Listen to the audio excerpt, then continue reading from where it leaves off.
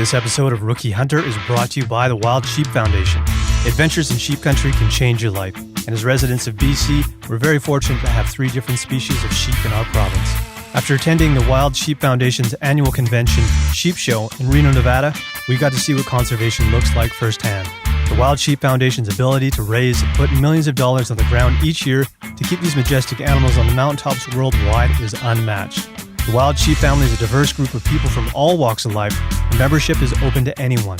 Whether you're a seasoned pro, it's your first time on the mountain, or you just like to see sheep on the hillside, you can sign up and join today. Kelly and I are lifetime members, but you can become an annual member for just $45. You can also become a member of the Less Than One Club, which is the only club you want to get kicked out of. If you've never taken a North American or international ram, you can join us in the Less Than One Club for an extra $25. Plus, Less Than One Club membership also includes entry into a draw for 3 separate Doll sheep hunts, which will be given away at Sheep Show in 2019.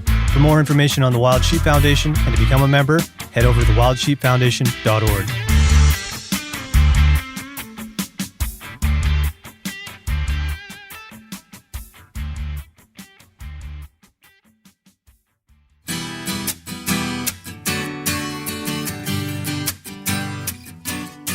Hey guys, welcome to episode 80 of Rookie Hunter. Hope you enjoyed last week's special episode. This week we're doing a bit of recap on that hunt. Now that we've had some time to soak it all in, you're definitely going to hear a bit of contrast between the 2 episodes. So I hope you enjoy our thoughts on this one. Originally we were going to answer some emails. A bunch of guys sent in questions for this one, but we've become lightweights after taking 45 days off of alcohol. And it didn't take long for 2 beers to send us down a rabbit hole. And off topic, I think we did get to 1 email, but I also think that we answered everybody's questions anyways. So if we missed your questions, I apologize, but we'll probably talk about this moose hunt in the weeks to come. We've got some hunts planned for the next 2 weeks here. So hopefully we can come back with some good news. We do still have a lot of time, so not too concerned at this point. If you guys like what you're hearing, especially the last episode that we did, reach out to us. Let us know what you thought. Send us your questions, show ideas, everything to our email address, info@therookiehunter.com. As always, we do appreciate it if you leave ratings or reviews for us on iTunes or wherever you get your podcast from. At the end of the episode, you're going to hear Kelly mention the BC Wildlife Federation. They are calling on Fisheries and Oceans Canada to immediately list and manage interior Fraser steelhead under the Federal Species at Risk Act. So more information on this can be found in the show notes and also from our website, which is therookiehunter.com. Let's get into this episode. Sit back, relax, and yes, we can finally crack some cold beers. Enjoy episode 80.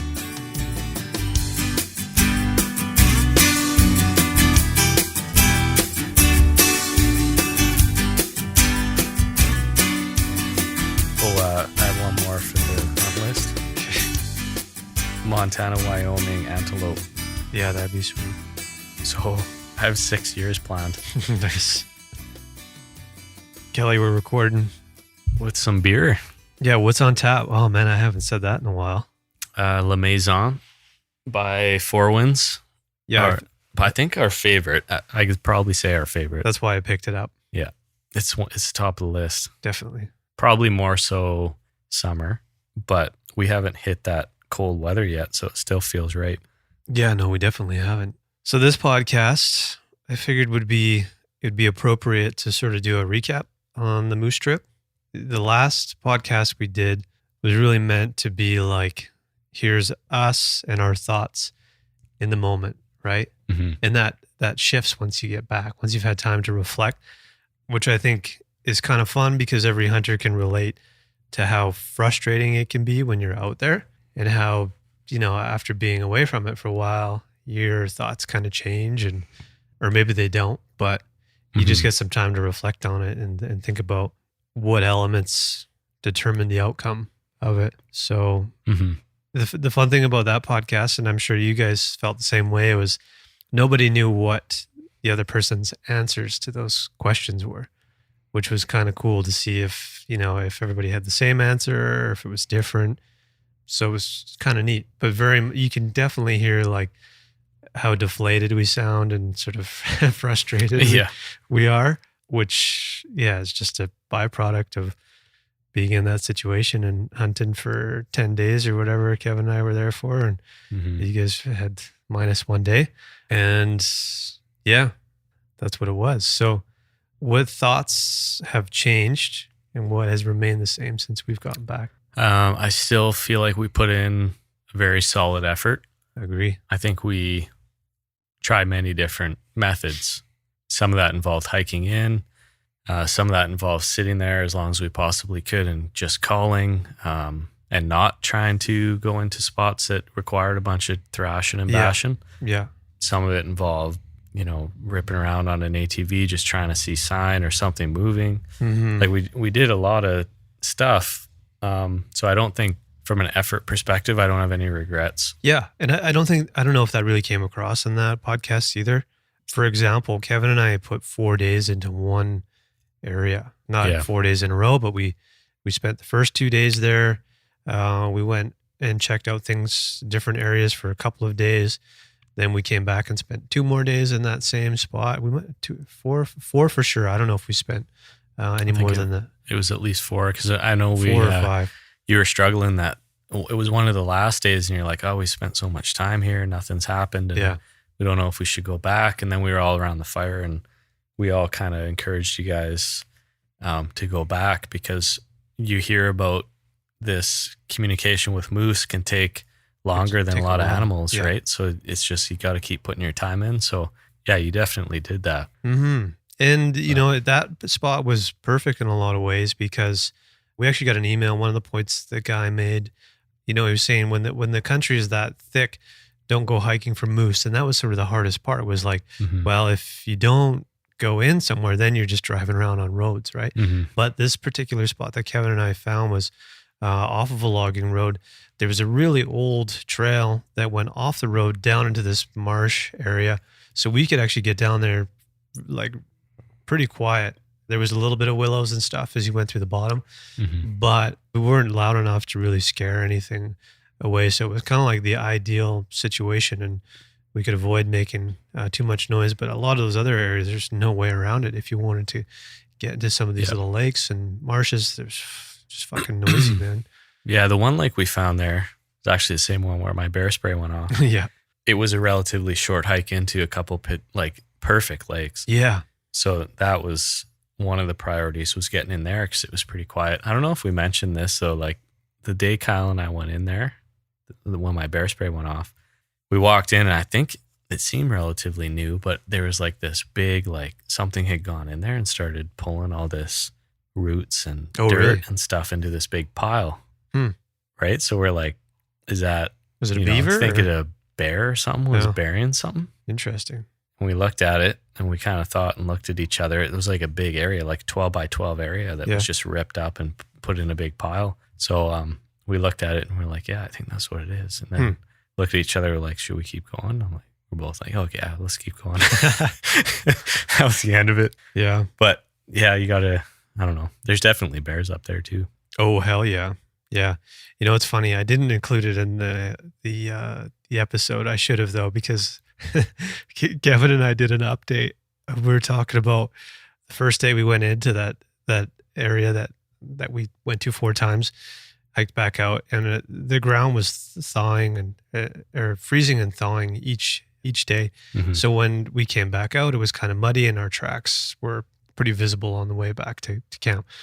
So we go back in the next morning and there's fucking grizzly bear tracks right on top of our tracks. So it was following us. And on the recording that we did, we were laughing because we said, well, Kelly's not going to hear about this until the episode comes out. Yeah. But I knew going in there that there were lots of grizzly bear. Yeah. And you guys ended up seeing bear sign and that anyway. So we told you, but it was kind of funny. No, we always kept an eye over our shoulder. Like, I think it's just responsible to do that. Not in like a paranoid way, but just like make sure you're paying attention. Yeah. But the other thing I was going to mention with the moose hunt was, we were only there for a limited amount of time in the big picture. Yeah. So like when you get that feedback in that initial episode of the frustration and kind of like, oh, there's no animals here. Like we definitely know there are animals there, although the practices and logging and the traffic and all that stuff definitely doesn't help. Yeah, there's no question that kind of stuff is making an impact on wildlife. There's no two ways around it. And we heard from somebody who was hunting in a region east of us, and they said, "Oh, like it sounds like you guys were probably in the same area as us," and they ended up punching both of their tags, but they were actually in an area that was quite a bit bigger. The area that we were in is actually quite small for a management unit. Yeah, and I think that was a major impact. Yeah. So a small unit with a lot of roads. And then, so that area that they were in, there's actually some more wilderness areas, likely some trails and all that kind of stuff too. So those are the kind of things that we were missing. And I think, having access to some trails and some areas that haven't been impacted by logging, I think would have helped for sure. Mm-hmm. That's not to say that moose don't go into those cuts, because they definitely do. They go in there and feed on that stuff. Mm-hmm. And the cow that Kevin and I saw was in actually a cut that they were working in. So they're definitely in there. I don't think the numbers are strong. That being said, we were only there for a very small window, so our observations can't be, scientific. Exactly. Yeah. But yeah, so I still stand by a lot of what we said there. The predator issue, I think all of us mentioned that, using the roads. That's definitely a problem, man, because every single time we saw a moose track or an elk track on those roads, there was a wolf track and a bear track right on top of them every single time. It's pretty wild. So, the ungulates are using those roads, and so are the predators. I was actually really hoping to see a wolf. Yeah, so was I. I don't know what I would do in that situation. I feel like, given where we were and like not seeing moose and kind of feeling like there's a significant impact of wolves there, I may have been like definite. I probably would have shot a wolf up there. Yeah. Kyle and I were talking about this around the campfire one night, and we're saying like, I don't necessarily blame the wolf for being successful because they have the roads to use to their advantage. They're just doing what they're doing. But if I was to shoot a wolf, I would definitely save quite a few moose. Yeah. Like, at least a couple at the very least, right? Elk and moose and deer. So you're sort of like, well, from what I've heard, in the mornings and stuff like that, they were going crazy. The first night that Kevin and I were there, it sounded like there was wolves all around the camp, basically. Like you could hear them talking to each other. And I wish I had the recorder in my tent to capture it. And I kept forgetting to do that because we would hear them. We'd hear coyotes and wolves every single night pretty much, which is pretty cool. It's not like a scary sound. It's pretty cool to hear them, I think, anyways. I know they're not necessarily going to come in and try and take over our camp with us in there. So it's neat to hear, but that they have a very strong presence in that area. Yeah. And they're probably killing a little. Wow. How many moose kills did we see that weren't hunter related? Tons. Well, not tons, but lots. Yeah. I mean, I saw a few for sure. There was 2 hides that were dropped off in that where those 2 lakes were. Yeah. Those are the only 2 hunter kills that I found. And then we saw multiple ones that would have been wolf kills. So I think they're more successful than the hunters in that area. That's for sure. Yeah, for sure. Yeah. Remember, like, from a camp perspective and like sitting around the fire, we listened to some tunes. Yeah. And we were listening to a lot of Coulter Wall, who is a Saskatchewan Swift Current guy, like 19 I don't know. I think he's like 20 years old. He's pretty young. But he sounds like Johnny Cash, maybe even like deeper voice. Pretty crazy stuff. And it just seemed appropriate for that camp. So we were listening to a lot of that. But there's one song on his new album that he kind of does a bit of a yodeling type thing. Yeah. But it's about dogs, and he turns it into like this wolf yodel, and we had it cranked. And you were like, man, you're going to call in the wolves here tonight. And that night, like, I remember waking up it was like 2 or 3 in the morning, and all I could hear was wolves just everywhere. Yeah. They sound like they're like full circle, eh? Yeah. Yeah. It was pretty cool. Pretty wild.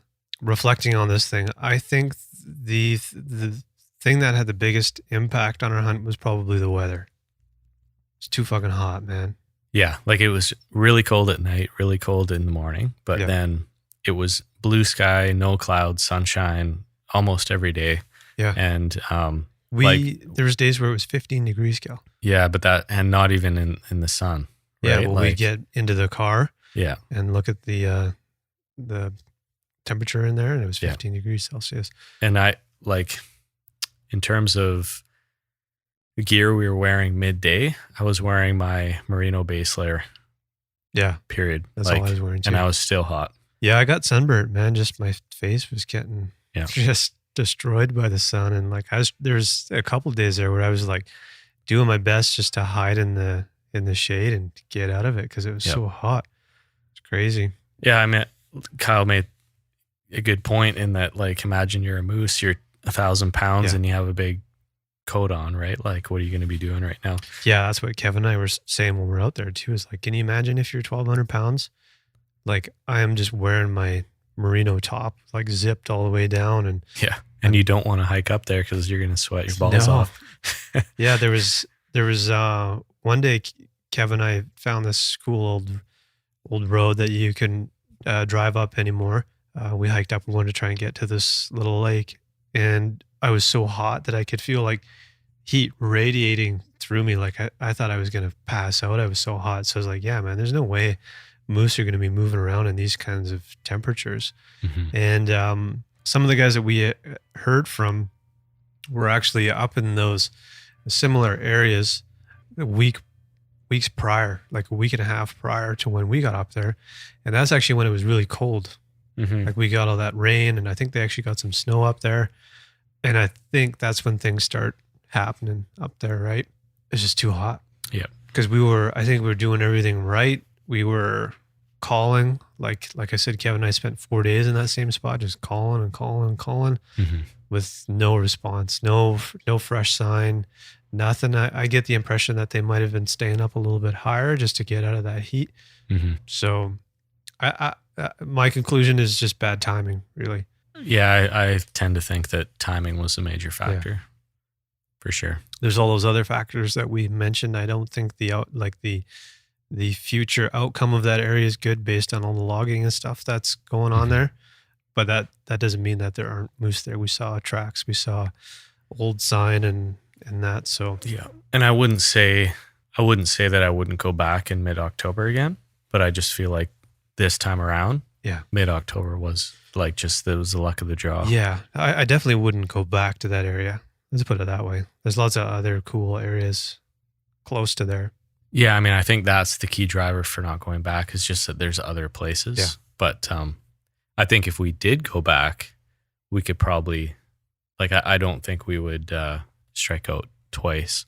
But on the other hand, there's just more to experience. And I do like the idea of a region that has less roads and less logging. Yeah. And also doesn't have a highway going right through it and kind of splits, the region's a little odd because the highway splits it into two, and the one side's very small and has a lot of private area on it. Kind of farmland there. Yeah, and the other side has a full-blown logging industry in it. So, yeah, I mean, it's definitely not I think we picked it based on odds, but maybe we'll reevaluate that strategy. Yeah.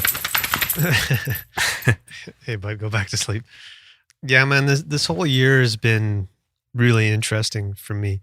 It's probably been like one of the most mentally challenging years ever for me for all kinds of different reasons.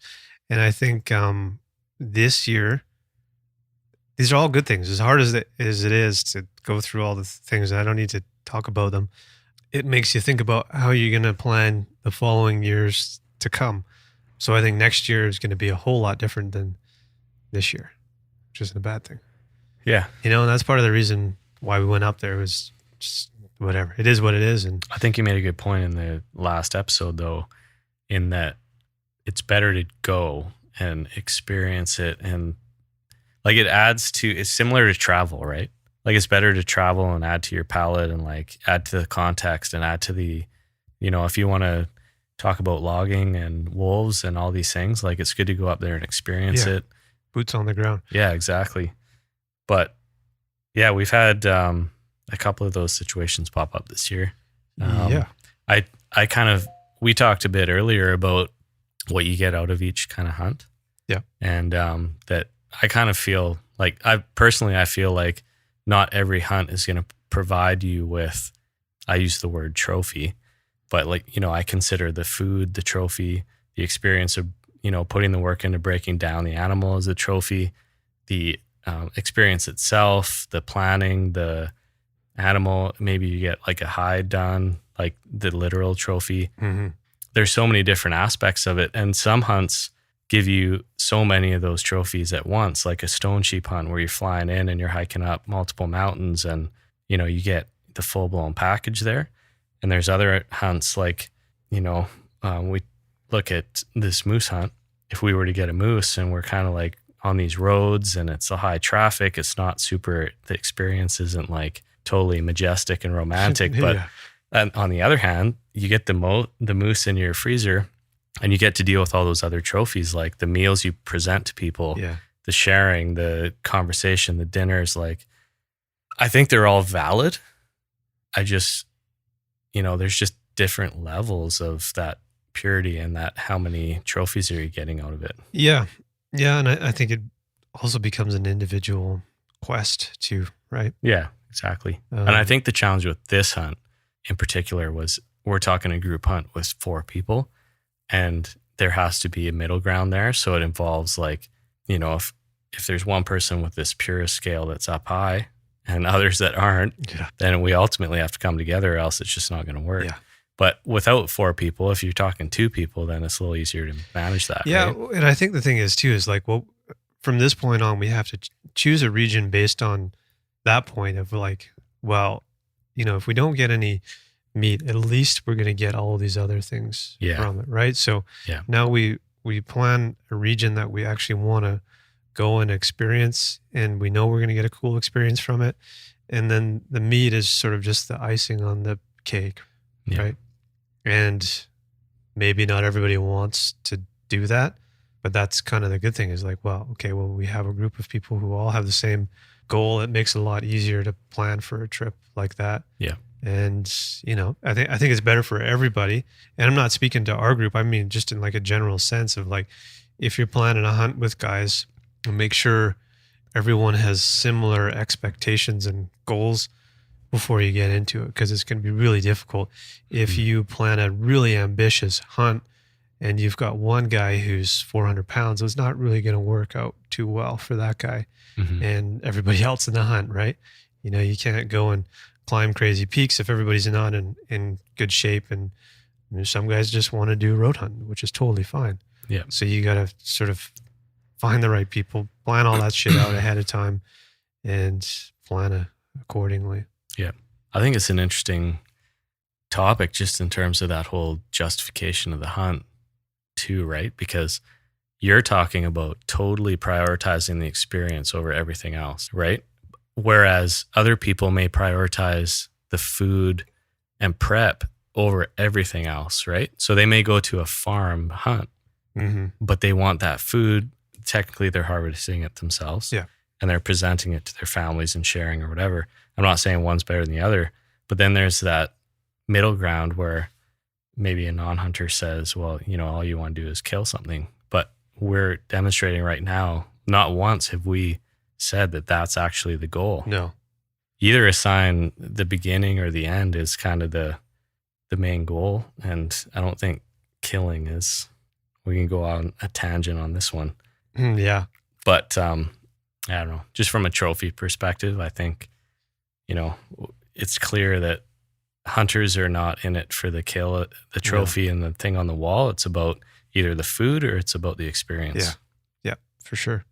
I think the other thing, and I sort of just realized this a couple of days ago, is I want to experience something new and different each year. I don't necessarily want to do a repeat of what I've already done. And that's part of like what I've learned from this year is like there's certain types of things I don't want to do and I can avoid doing them from this point on. You know what I mean?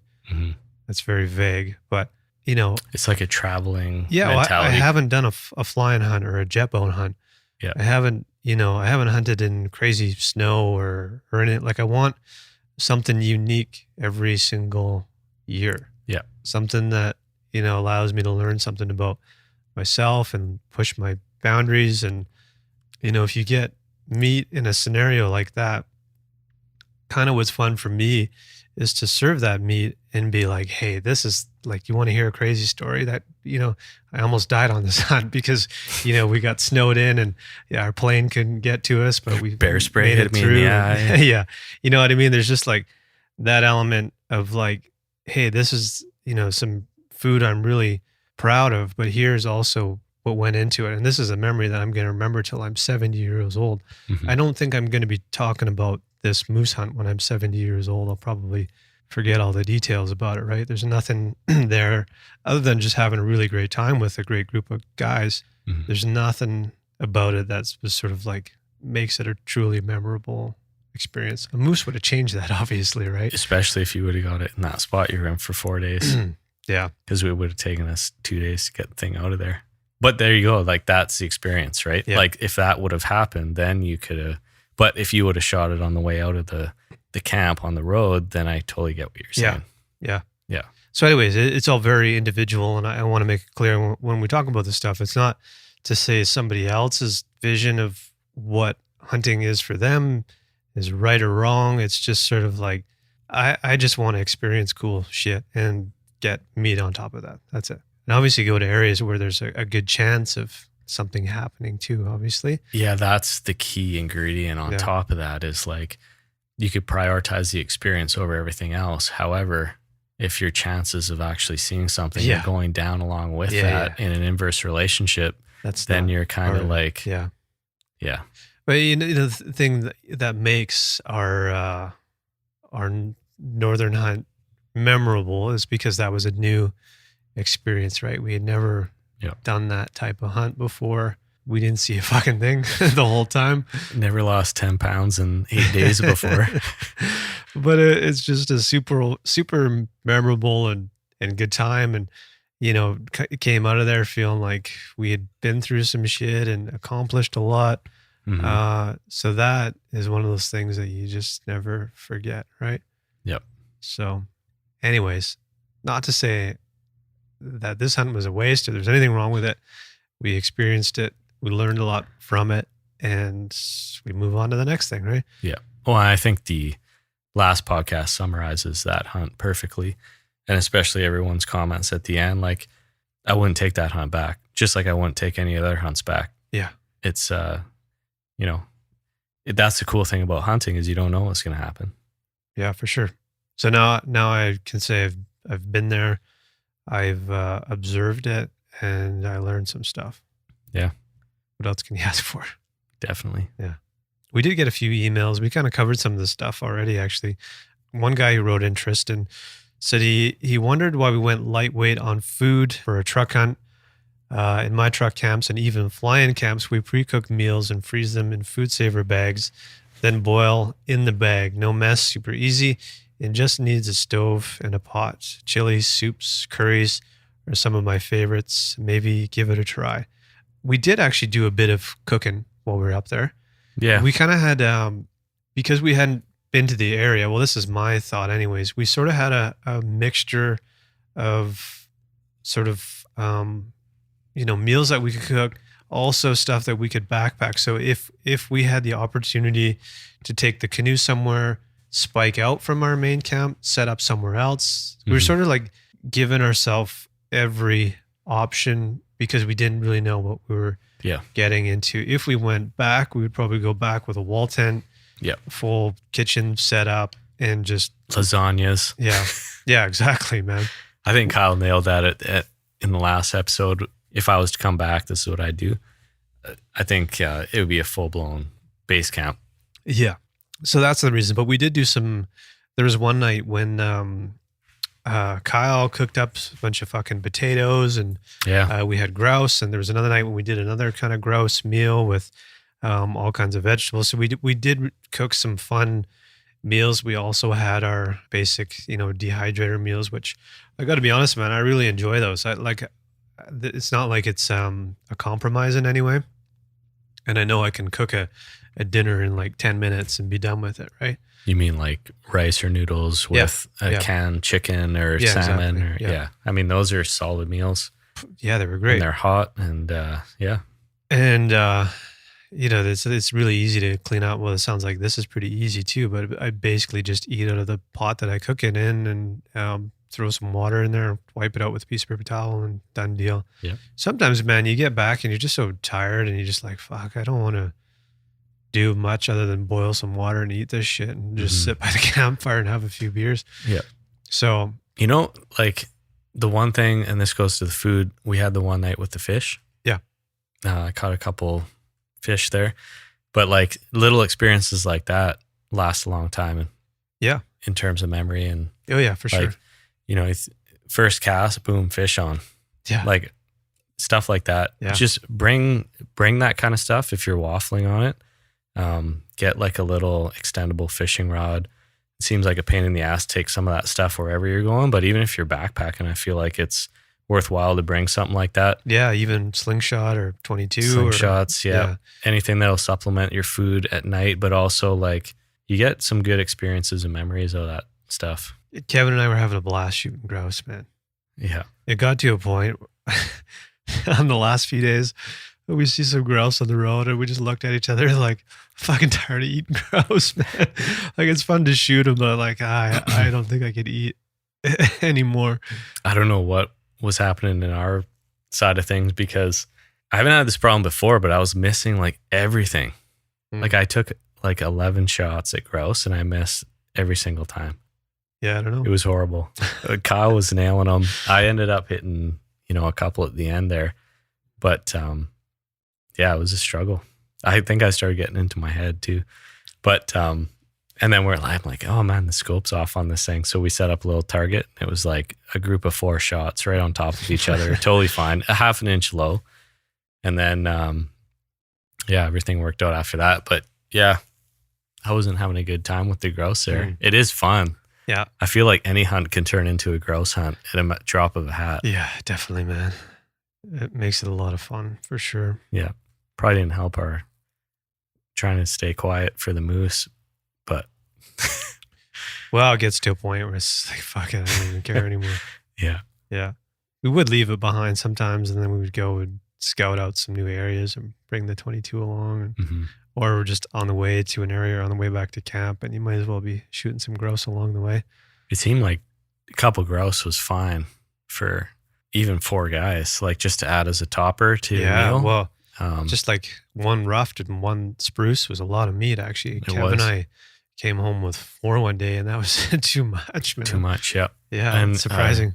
Couple pan fryer rainbow are good enough for 4 people because each person eats half the fish. Yeah, I felt bad because I had I think I did like a rice curry that night and I was so full I couldn't even eat any of the fish. It looked good though. It was good. I think we didn't have much left for like cooking ingredients, but I poured a bunch of buffalo trace into the nice tin foil with some spices and stuff, and it worked out pretty good. Yeah.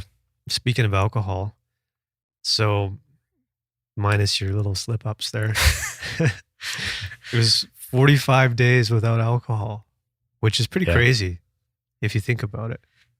Yeah. Like I've never done that before, but what I'm leading to is it wasn't all that satisfying after it was pretty to have I thought it was going to be like super awesome to crack a beer, but I was kind of like, whatever. It's weird when you remove something. The parts that I missed, it was like social events because like obviously having wine and stuff with meals is kind of a thing, right? Yeah. So I realized a few things. One, not an alcoholic. I don't think, because I was fine without it. I haven't even drank that much since I had a bit of wine last night, but that's all I've had since we got back from that trip. Yeah. And man, I think I drank half of the bottle, but I felt like shit this morning. Yeah. So it's like, I don't know, maybe I'm getting too old for this. That's why you need to drink once in a while. You just got to keep it going. But I think we both found out that my theory is we don't drink that much to begin with. I know that every time you guys hear us, we have a beer in our hand. Yeah. But that's basically when we have a beer in our hand. Yeah. Everything else is like, I'm not going home and drinking a bunch of beer, So what I found was by taking it out totally, I wasn't making a huge significant gain. Like it wasn't like I was losing a ton of weight and like, you know, doing all these things because I'm not slamming beer every day. Yeah. Yeah. You know, and it's good to take a break from things sometimes because I feel like that need to like, or that craving for a beer sort of starts to dissipate a little bit. Mm-hmm. It's like, I think there was like, I went 8 months or something like that without eating anything that had any trace of sugar in it. And after you do that, things taste so sweet that have sugar in them that you never really fully go back to consuming sugar like you did before you do something like that. Yeah. It's kind of the same thing with alcohol. It's kind of like, I don't know, your tolerance for it changes a little bit and it's not as desirable as it was, which is kind of interesting. Yeah. You like acclimatize yourself to it. Yeah. I think sugar, honestly, I'd rather cut out sugar than beer. Yeah. If I was drinking a lot of beer, I would say the opposite. But yeah, I think the whole sugar thing, I think you're on the right track with that one. Mm-hmm. Maybe that should be, I'm open to that being the next challenge. I'll do it again. Yeah. Because it's funny, man. Like I don't know, I did like a full on sort of diet change and sugar was just a part of that. And it was, again, one of those things just to see how long I could keep it going. But it's weird at first for a while, but then you get used to it and it's just normal. And then you can't really ever go back to what you thought was normal before. And when you change your diet like that, man, you realize how shitty certain foods make you feel. And you sort of just deal with it, right? Yeah. You cut all that stuff out and you just feel good all the time, right? Mm-hmm. You don't, sometimes you eat a meal and you just feel groggy and fucking tired and all that. And then once you get rid of that, you're like, oh man, I didn't realize how bad this stuff was making me feel, right? Yeah. So. Oh yeah, and then you try to add it back in and it knocks you over. Yeah, you just can't do it anymore because you realize that it was having that impact on you. So. Yep. Yeah, kind of interesting. Anyways, we got way off topic. What else did you want to talk about today? Actually, I got something. Okay. One of the things I found interesting, not interesting, but your concluding thoughts were that it was really cold. And, I would have looked at the hunt as being really hot, but you're sort of more talking about the evenings and stuff like that. Yeah, I was just talking about being like, the cold was waking me up at night because my eyelids were freezing shut. Yeah. But that's what I found interesting was like, I was actually I had some of the best sleeps I've had up there. Nice. And we were wearing similar stuff. So what do you think was like what do you think was making you cold, or like what would you do differently to keep yourself comfortable? I honestly don't have an answer. Yeah. Because it seems, I've tried a couple sleeping bags and it might just be personally, if the weather's cold outside and I'm in a camp situation, I'm on the ground. I find that when my face is cold, I could be in a sleeping bag that's rated -18. I could have, my merino on, my socks on, and even a couple extra layers on if I need them, and a beanie and all that. Yeah. If my face is cold, if I'm feeling that breeze, it'll actually wake me up, and it actually becomes difficult to fall back asleep. You had that same issue when we were up north too, right? Yeah. Yeah. Although I think I slept better up there. This one I felt like was a little cooler, but it was later in the year too. And there was high pressure. So I felt like that high pressure, like super hot at night, in the day. And then boom, it was super cold at night. But I eventually started putting my neck buff, like light merino, just pulling it right over my whole face. And then I was sleeping like nothing. So it wasn't that my body was cold. It was just that like, I could feel the cold on my eyelids and it was just keeping me up. Right. It just does something to me. I don't know. Yeah. Interesting. Definitely wasn't like freezing to death out there. It was just an annoyance, really. Yeah. No, I did feel like had we stayed for another week beyond that point, or say we had just starting from that point, I definitely would have had to add an extra layer or something, because I think it was the last night or the second to last night, I was definitely feeling like, it's getting to the point where if it got a few degrees colder, I would be uncomfortable. Yeah. And it was, you're totally right. It was the last few days, not necessarily the first few, even when we were sleeping right beside the lake, because Kyle and I moved our camp up a ways. But even when we were right beside the lake, I was fine. It was just the last few days that high pressure seemed to move in, and it just seemed to get colder and colder at night. Yeah. Just for fun, I wanted to try the boiling water in an Nalgene bottle trick. Mm-hmm. Threw that in it was nice, man. And it was actually, I think just from my body heat and being in the sleeping bag, when I took it out of the tent in the morning and I was holding onto it outside, it was actually still warm, which is kind of cool. But that as long as you know it's not leaking, yours was leaking, so you couldn't do that. Yeah, that has a potential recipe for disaster especially if you had a down sleeping bag and it was leaking in there, you'd be in trouble. So it's kind of a risky one. Like just to have boiling water leak on you. Yeah, be careful where you put it. But I just hucked it in the bottom of my sleeping bag, and in the middle of the night, I sort of just pulled it up a little bit higher, and yeah, it was nice, man. Cool. I don't know if it was Aaron that gave us that trick or somebody along the road did. I can't remember, but I have heard it before. It's just like a winter camping trick. The one thing I wanted to mention was the BC Wildlife Federation is calling on the DFO, Fisheries of Ocean and Oceans Canada, to immediately list and manage interior Fraser steelhead under the Federal Species at Risk Act. Okay. And we've talked about steelhead on the show before, and Jesse's Zeman has mentioned it multiple times. So, I mean, ultimately, the fish are hitting record lows, and no action has been taken. Yeah. So, I mean, there's a serious problem there, and there are some things we can do. If you go to the BCWF website, you can complete a survey, which I believe the federal government issued, and they're basically asking, like, well, what are the benefits of doing this? What are the costs of doing this, socially, economically? You know, to me, costs and benefits are kind of irrelevant because at the end of the day, we're trying to save a species from extinction. Mm-hmm. So I think that should be priority number one. And once you get them back and recovered, then maybe you can start talking about the costs and benefits again. But like once you go through that extinction line, you can't come back from it. Yeah.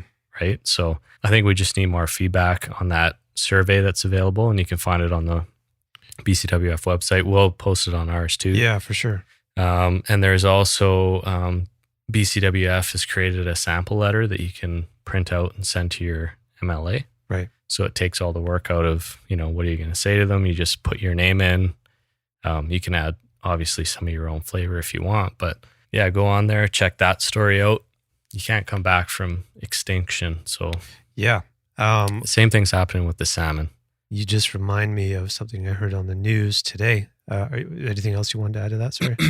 No, just, you know, there are ways to get involved. The survey and sending a letter to your MLA is probably the two best. And obviously setting up a meeting with your MLA and talking to them in person is probably the best option. Yeah. But yeah, that's all I got on that one. Yeah. So caribou, Kelly, did you hear about this? I don't think so. So there's the two remaining herds in southern BC.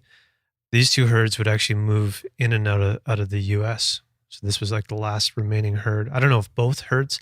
So there's the South Selkirk and South Purcell herds. And between those two herds, guess how many are left? 26. I think they actually lost one to a cougar, so they might be down to 5. So these are the last of the caribou that would have been in the lower 48.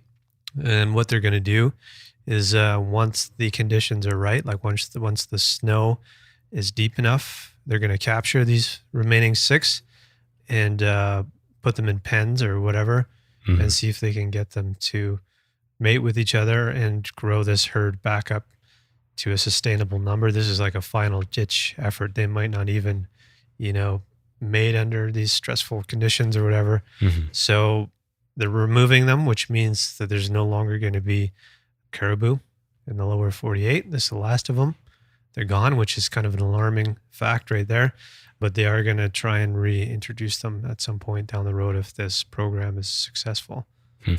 So there's a few theories of what led to the decline. One of the first ones is sort of the introduction of snowmobiles going into these areas. They create paths which make it easier for predators to get into where these guys are. Also, the removal of old growth forests has had a big impact. So apparently like a decade ago, their numbers weren't all that bad, but they've just like fallen through the floor and we're down to 6 between 2 herds. And there's potentially even more factors involved. Yeah. Right? Like, yeah, obviously like, global warming and all that kind of stuff is another one. But yeah, they were saying like they're basically the Walking Dead. If they don't pull these 6 out and try and do something with them, they're going to fucking die this year. Probably that's going to be the it, right? So sort of a sad state of affairs, but maybe this program will be successful and they'll get introduced again. Yeah. So, yeah. Yeah, I think BC's got a lot of work to do in terms of prioritization of these wildlife management issues. I know, man. And that's kind of the thing is like, while we were up there too, that's sort of a lot of what I was thinking about was, I just don't feel like things are changing. I don't think they're getting better. I feel like they're getting worse. And that's not good, right? Yeah, and I put out a post a while back about, we need coalitions based on what we agree on, which a number of our guests have mentioned. Yeah. And hunter, non-hunter, everybody ultimately wants to have sustainable wildlife and diversity, ecological, like biological diversity in this province. So I think we would, ultimately have to work together, but you kind of see signs of that happening. But at the same time, I don't know, it all just, sometimes it feels like the same thing over and over and over again. Yeah, man. But yeah, I don't know, I guess same message as before, as any non-hunters that may happen to be listening to this, is you don't have to look too hard to notice that hunters can't do what they love unless there's a sustainability to their actions. And, if those non-hunters also want these animals to be available for their kids to see one day and their kids to see one day, then we all have that in common. Yeah. Oh yeah. We all want the same thing. So, yeah. Well, that's fucking depressing, Cal. It's true.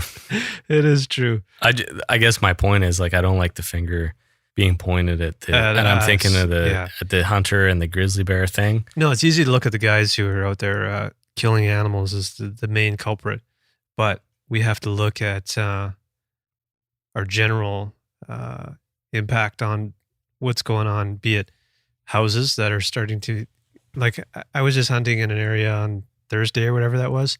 And each year in Kelowna, these houses get further and further into these wintering areas, and we keep pushing in there. And, I always feel like there's people probably that are going to move into these really nice houses with these beautiful views. And there's going to be a conversation that takes place in that house about, these goddamn hunters that are out there killing grizzly bears and shit like that. And they don't even realize what their impact is on their surroundings, and that where their house now sits used to be an area where deer would, come to winter. Yeah. And not just 2 deer, but like hundreds of deer. Yeah. So, yeah. I mean, that's kind of a general statement, and, that's probably not all that common, but it's kind of true to some degree, that I don't think these people realize that they too have an impact on wildlife without realizing it. Industry, obviously, we've talked about that at length. They have a huge impact on it, and we saw that firsthand when we were up there.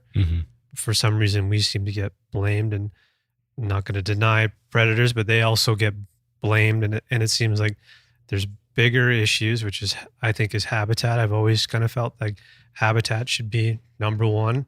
And it just kind of gets swept under the rug. Yep. Yeah, I mean, we could just basically call it back to Mark Hall's podcast that we did with him. That was one of my favorite ones. And also his content on his website. Yeah. Will definitely summarize all these issues better than we can. But I mean, it's just the government and people planning for a long-term strategy rather than a short-term gain ultimately feels like the major problem when we start talking about habitat and industry. we have to think about long term, or else we're going to have things like the Thompson steelhead just all of a sudden disappearing. Yeah. And you can't bring those back. I always refer to the title of Jesse's PowerPoint presentation, which is, are we losing what makes BC special? Mm-hmm. So ask yourself that for wherever you live. Are you know? Yeah. Whether you fish or not, or whether you hunt or not, Yeah. whether you're from downtown Vancouver or not. Mm-hmm. Yep. Anyways, didn't mean for this one to end up being a bummer. If you lasted this long, Yeah. you know, I guess that's what you get. Anything else you want to add before we wrap up this one? No, I don't think so. Well, We got plans for the weekend. yeah, we got plans for the weekend. So I have one more LEH, which we talked about, and that's a doe muley. I'm feeling pretty good about this because we're going to head out this weekend. There's been a lot of rain over the past few days. Tons, which probably equates to snow up there. Yep. Well, I think it's going to be right above the snow line or right below. We'll try to hang right below. Yeah. And, well, it's a doe tag, so that's already kind of an advantage. But season switches over to 4-point buck. I'm actually feeling pretty good that we might even see something like that. Like we might have a good chance there. And there's also spiked moose up there. Yeah, we've seen a lot of moose up there. And I've seen a lot of, yeah, definitely. So, and also, is it any whitetail or just whitetail bucks? I can't remember, but we'll figure that out. Bucks. Any buck. There's whitetail buck up there too. 4-point mule deer and Yep. Yeah. So I think if there's a chance for us this year, this is a pretty positive one. And the following weekend, I head to the coasts. So hopefully get a blacktail there. That'd be sweet. Mm-hmm. Cool. Well, we'll keep you guys posted. Yep. We'll see you next week. Cheers. Cheers. This episode of Rookie Hunter was also brought to you by North Arm Knives. North Arm Knives are handcrafted and sold directly through a father and son team right here in British Columbia. Choose from a selection of outdoor knives, kitchen knives, and custom engravings from northarmknives.com. They ship internationally and guarantee all of their work. Kelly and I have put their products to the ultimate test and give them our stamp of approval. Head over to northarmknives.com.